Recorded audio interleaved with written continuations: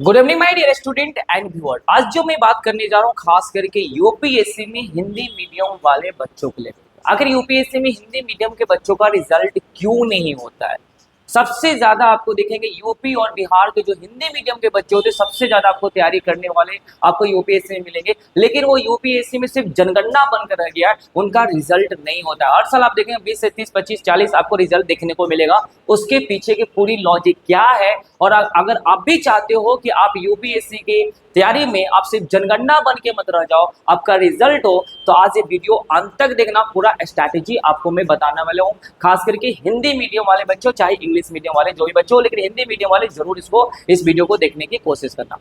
उसके बाद जो मैं आपके लिए तो बिग नोटिफिकेशन लेकर के आया हूं, खास करके उन बच्चों के लिए जो बच्चे इस बार 10th पास किए हो और चाहते हो कि हमें आर्ट्स लेना है और यूपीएससी की तैयारी करना है। ठीक है, तो पहले मैं आपको जो नोटिफिकेशन वो बता दूं, उसके बाद हम पूरे के पूरे इन डिटेल बात करेंगे यूपीएससी में हिंदी मीडियम वाले बच्चों को लेकर के कि वो जनगणना ना बने, वो अपना रिजल्ट लेकर आए, उसको क्या करना चाहिए, मैं पूरा इन डिटेल इसमें समझाऊंगा। उससे पहले कुछ नोटिफिकेशन बता दो जो बच्चे इस बार 10th पास किए हो, उसको लेकर के मैं पहले बात कर लूं। देखो, सब कुछ की जो नींव होता है ना बाबू, अगर यूपीएससी की तैयारी सोच रहे हो तो सबकी नींव 10th के बाद ही रखा जाता है। अगर आप 10th में थोड़ा भी इधर उधर हुए और ऐसे वैसे संस्थान में चले गए जो पूरा छपरी गैंग है, तो आप बर्बाद हो जाओगे, आपको कुछ नहीं मिलने वाला। वैसे टीचर के पास चले गए जो भर दिन रील्स बनाने पे होते हैं, ये कर दूंगा ये कर दूंगा, अगर उस सब के चक्कर में पड़े तो बाबू आपका कुछ नहीं होने वाला। और जो हिंदी मीडियम के बच्चा होता है, ऐसे ही जनरल कॉम्पिटिशन वाले टीचर सब के चक्कर में पढ़कर बर्बाद हो जाते हैं। तो पहले बेसिक आपको समझो, फिर हम लोग चलेंगे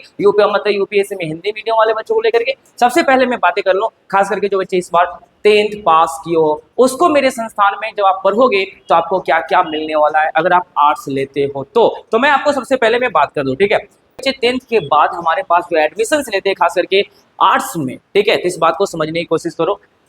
तो अगर आप 10th पास की हो, ठीक है, और 10th के बाद अगर आप सोच रहे हो कि हमें आर्ट्स लेना है, ठीक है, और खास करके आर्ट्स में अगर मैं सिंपल बता दूं कि दो मीडियम है, एक है इंग्लिश मीडियम और एक है आपका हिंदी मीडियम। ठीक है, तो ये जनरली क्या होता है, जो इंग्लिश मीडियम के बच्चे होते हैं वो जनरली कुछ बच्चे जनरली ये होता है कि इनका जो बेसिक एजुकेशन होता है वो अच्छा मिला होता है, और कुछ बच्चे जीनियस और सीरियस भी होते हैं।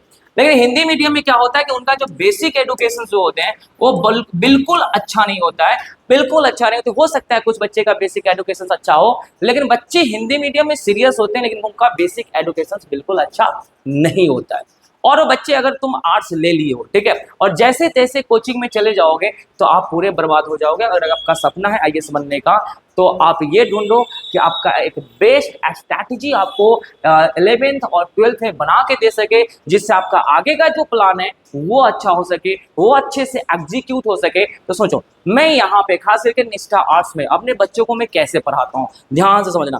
चाहे इंग्लिश मीडियम के बच्चे हो चाहे हिंदी मीडियम के बच्चे, जो भी बच्चे हो, ठीक है, वो दोनों को मैं बाइलिंगुअल्स नोट्स देता हूँ। बाइलिंगुअल्स नोट्स होते हैं, बाइलिंगुअल नोट्स का मतलब ये होता है इंग्लिश एंड हिंदी में आपको दोनों भाषा में आपके नोट्स मिल जाएंगे। और नोट्स का मतलब यहाँ पे ये कतई नहीं होता है कि ऐसे नोट्स जो वन लाइनर हो, बिल्कुल वन लाइनर नहीं। अगर आपको कोई वन लाइनर नोट्स देकर पढ़ा रहा है, जो पटना में या पटना से लेकर दिल्ली से लेकर के हर जगह वन लाइनर नोट्स बच्चों को 11th-12th में दे देता है, अगर आप ऐसे पढ़ रहे हो तो आप बर्बाद हो जाओगे, आपका फ्यूचर बर्बाद हो जाएगा।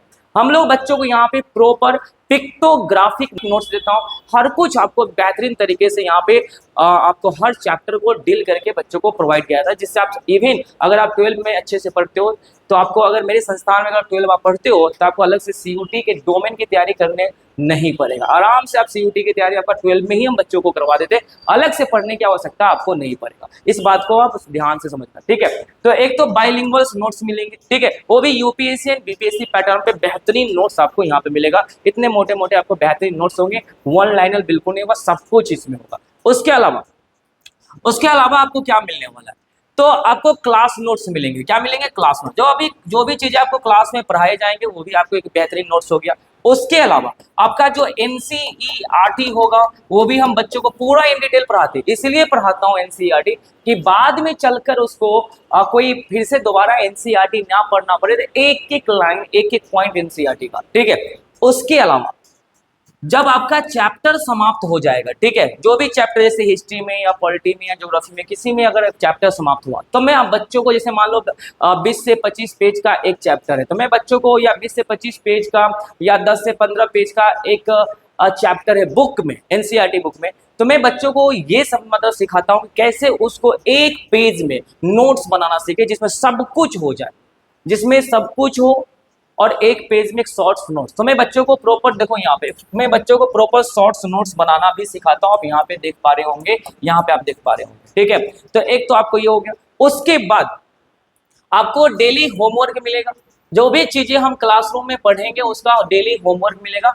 और वो आपको लिख कर लाना है, डेली लिख कर लाना। जो आपका आंसर राइटिंग है वो डेली यहाँ चेक किया जाता है अगर आप आर्ट्स लेते हो। और अगर मैं यहाँ पे अपने आर्ट्स वाले बच्चों को इसी तरीके से मैं पढ़ाता हूँ, ठीक है। डेली आंसर राइटिंग आपको करके आना होगा और वही यूपीएससी एंड बीपीएससी पैटर्न पर। ये बेसिक बात आपको समझ में आ गया, ठीक है। तो अगर आप आर्ट्स ले रहे हो, ठीक है, और सोच रहे हो कि हमें कहाँ पढ़ना चाहिए, तो इस तरीके से मैं बच्चों को पढ़ाता हूँ। आपको मैं दिखा सकता हूँ बहुत सारे आंसर राइटिंग वगैरह, अगर आप मेल का मतलब अगर आप हमसे कांटेक्ट करते हैं तो मैं यहाँ से भेज दूंगा, ठीक है। तो इस तरीके से बच्चों को हम लोग डेली क्या करते हैं, पढ़ाते हैं। अब सवाल ये उठता है, ठीक है, अगर 10th के बाद आर्ट्स लिए हो तो ध्यान से एकदम समझ कर। आजकल क्या हो रहा है कि मार्केट में हर कोई जो जिसको पढ़ाने लिखाने कुछ नहीं आ रहा है, हर कोई क्या कर रहा है ना, मार्केट में अपना क्या करे, टॉपर को खरीद रहा है, कोई टॉपर को लैपटॉप बांट रहा है, कोई कुछ कर रहा है, कोई कुछ कर रहा है, कोई कुछ कर रहा है, मैं फ्री में पढ़ा दूंगा, मैं ये कर दूंगा। सबका मार्केट स्ट्रैटेजी चल रहा है, आपको लेकर के कोई ध्यान ही नहीं दे रहा है कि सच में आप पढ़कर कुछ बनो। इसको कोई नहीं सोच रहा है, कोई नहीं सोच रहा है। इस बात को हमेशा लिख के ले लो, सब कुछ ऐसा ही बेचा जा रहा है, ठीक है।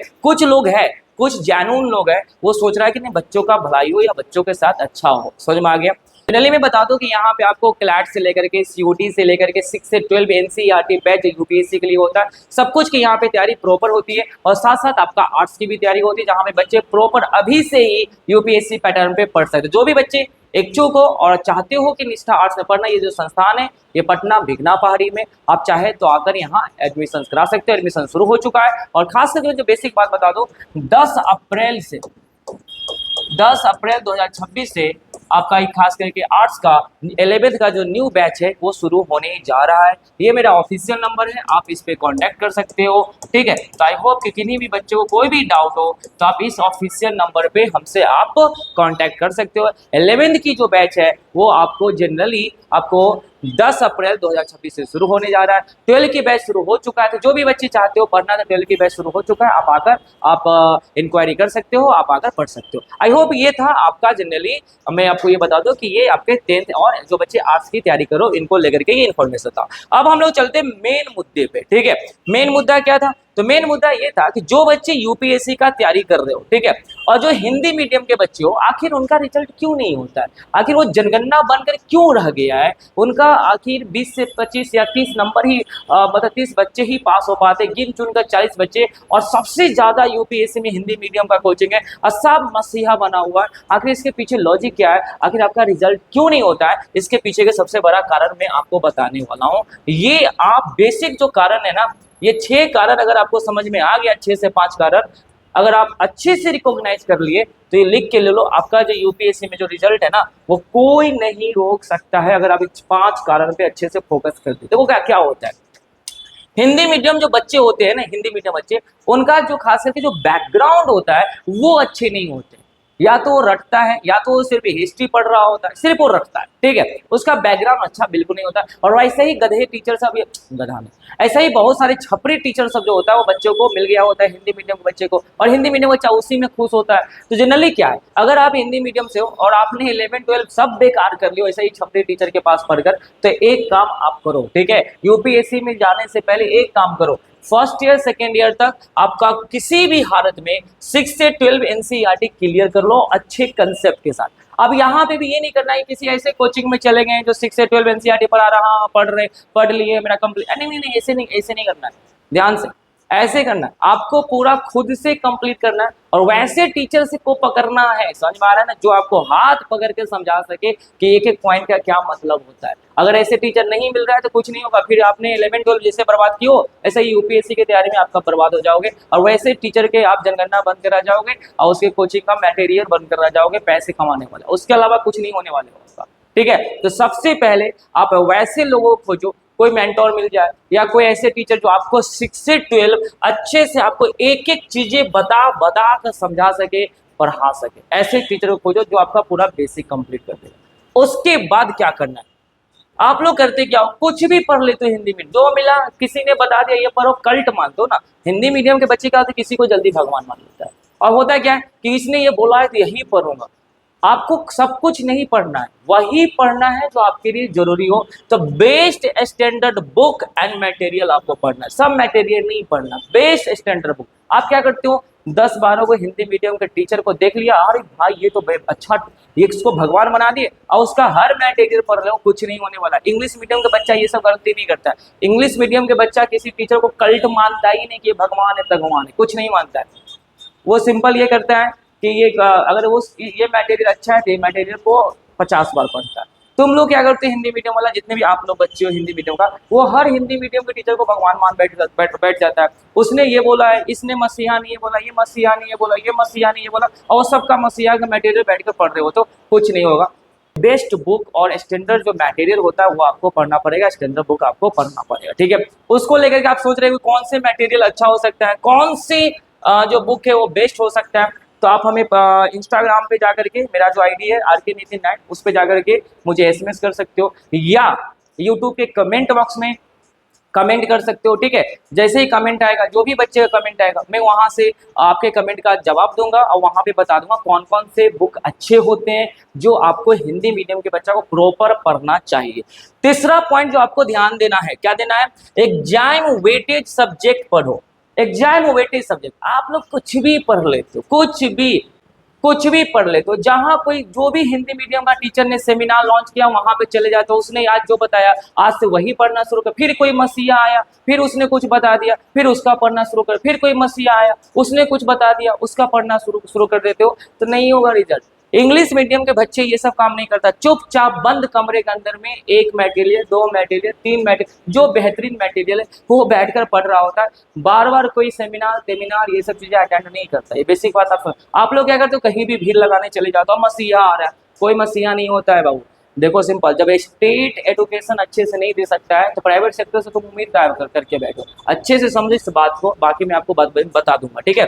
तो एग्जाम वेटेज सब्जेक्ट पढ़ो, जो एग्जाम में आएगा, मतलब एग्जाम में जो पूछा जाएगा किसका वेटेज क्या है। 5 से 6 सब्जेक्ट ऐसा है ना उसका वेटेज सबसे ज्यादा होता है। अगर आप इस पे ध्यान दोगे ना तो आपका प्रीलिम्स कोई नहीं रोक सकता है, ना मेंस कोई नहीं रोक सकता है। इंटरव्यू का डिपेंड करता है कि आपकी पर्सनालिटी, लेकिन ये जो रिजल्ट है ना वो कोई नहीं रोक सकता है। 5 से 6 ऐसे सब्जेक्ट है। अब ये कौन सब्जेक्ट है जिसको हमको ज्यादा ध्यान देना है, तो आप हमें बता चुका हूँ, SMS कीजिए, मैं सब बात बता रहा हूँ। या नेक्स्ट वीडियो में, अगर आप ये वीडियो को अच्छे से देखते हो, लंबे अच्छे से देखते हो, बहुत सारे लोगों को शेयर करते हो, तो नेक्स्ट वीडियो में मैं जरूर बताऊंगा कि वो कौन कौन सा सब्जेक्ट है जो आपको पढ़ना चाहिए, जो एग्जाम वेटेज के लिए इंपॉर्टेंट है।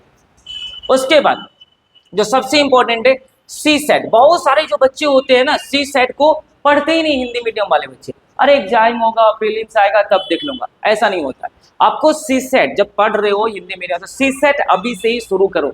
और उस पर कम देखो, UPSC में क्या होता है ना, इतने कम बच्चे हिंदी मीडियम का क्यों होते हैं, क्योंकि उसका सी सेट ही नहीं हो पाता। तो मेंस में कम बच्चे जाएंगे, मेंस में कम जाएंगे तो वहां भी कम बच्चे पास होंगे, तो इंटरव्यू में कहाँ से ज्यादा बच्चे होंगे, वहां भी छटाएंगे। सिंपल सा लॉजिक है।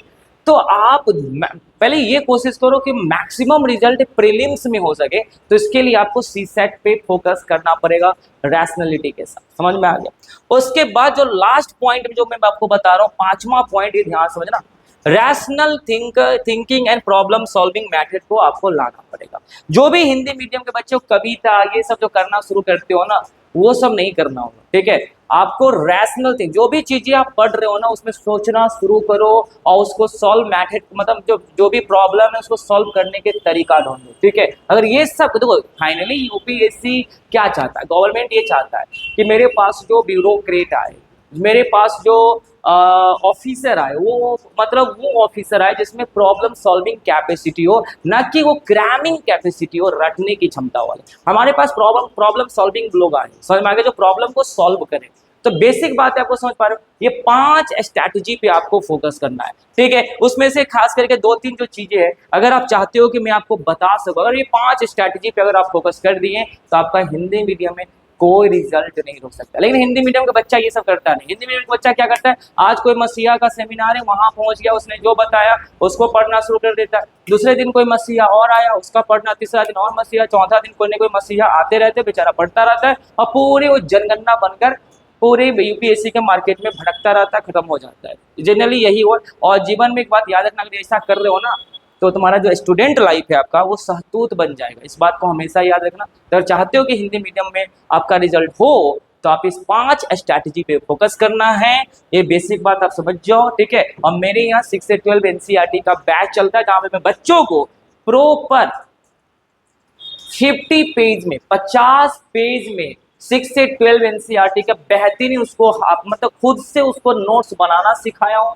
बेहतरीन नोट्स प्रोवाइड कर रहा हूँ। और एक एक लाइन मतलब खास करके जो एनसीईआरटी का होता है वो भी मैं समझा रहा हूँ पूरी यूपीएससी पैटर्न पे। और जो भी उनका यूपीएससी का जो प्रीलिम्स है, जो भी प्रीवियस ईयर क्वेश्चंस बैंक है, सब प्रैक्टिस यहाँ पे चलता है। बेसिक एनसीईआरटी वाले बच्चों को लेकर के मैं यहाँ पे ये सब चीजें कर रखा हूँ। अगर इस सब चीज पे फोकस करोगे बाबू, मैं झूठ नहीं बोल रहा हूँ, आपका जो चांसेस है ना यूपीएससी में खास करके रिजल्ट का वो बढ़ जाएगा। अगर आप ये सब चीज नहीं करते हो और हिंदी मीडियम से हो तो फिर भैया जनगणना और जनसंख्या भेड़ और भीड़ बनकर रह जाओगे, आपका रिजल्ट कभी होने वाला नहीं है। आई होप ये बेसिक बात समझ में आ गया होगा। और खास करके ये जो सब चीजें है ना वो 10th के बाद ही शुरू हो जाता है।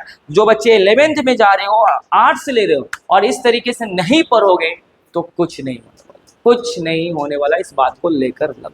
आई होप ये बेसिक बात आपको समझ में आ गया होगा। तो आज के लिए यहीं तक। All the best, good day, take care.